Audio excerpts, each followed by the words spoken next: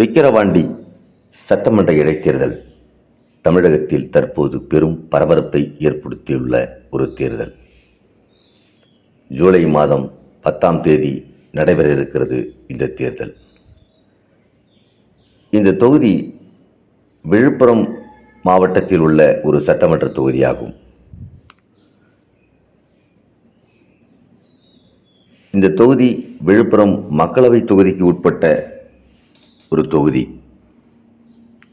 விக்கிரவாண்டி, காணை, கோலியனூர், கண்டமங்கலம் ஒன்றியத்தின் சில பகுதிகளை உள்ளடக்கிய தொகுதியாகும்.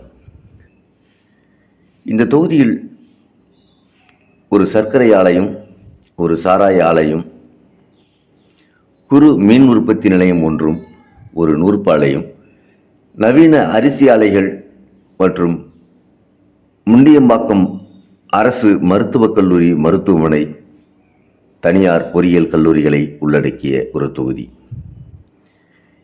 இந்த தொகுதியின் முக்கிய தொழில் விவசாயம், நெசவு ஆகும்.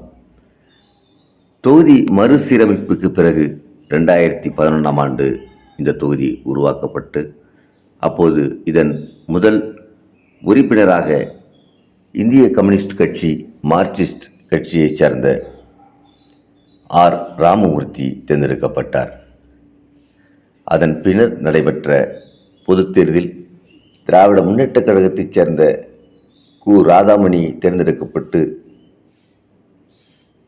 சில ஆண்டுகளில் அவருக்கு உடல்நலக் கோளாறு ஏற்பட்டு உயிரிழந்தார்.